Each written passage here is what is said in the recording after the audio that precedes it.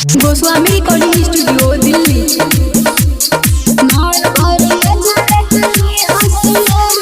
DJ Ranjeet Shivansh.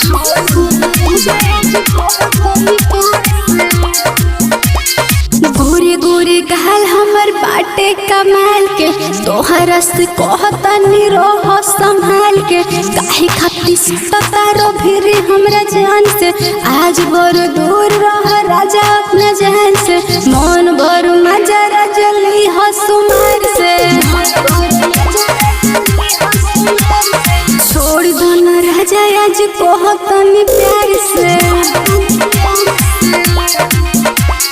गोरी गोरी गाल हमर बाटे कमाल के, तोहरा से कहतनी रह संभाल के। काहे खातिर सटकारो भिरी हमरा जान से, आज भर दूर रह राजा अपना जान से। मन भर मजा रजली हसुमार से, छोड़ दो न राजा आज कहतनी प्यार से। Goswami recording studio Delhi.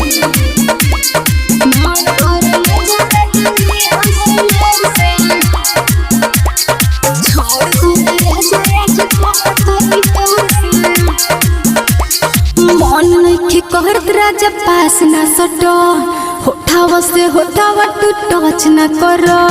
धर जनी पाद राजा हमारा के आज, रात भर सहन कर कल बारदास। रात भर मजा रजली हसुमार से, छोड़ दो न राजा आज कहतनी प्यार से। गोरे गोरे गाल हमर बाटे कमाल के, तोहरा से कहतनी रह संभाल के। काहे खातिर सटकारो भिरी हमरा जान से, आज भर दूर रह राजा अपना जान से। मन भर मजा रजली हसुमार से, छोड़ दो न राजा आज कहतनी प्यार से। Goswami recording studio Delhi.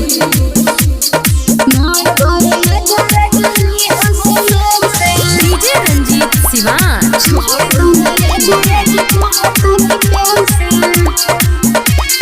बरों में चिपको न राजा हमरा पास, आज के रात नहीं बाटे उतना खास।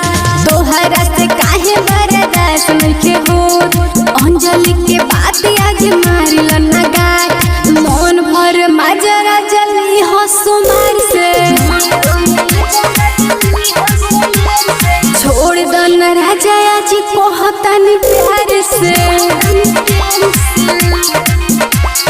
गोरे गोरे गाल हमर बाटे कमाल के, तोहरा से कहतनी रह संभाल के।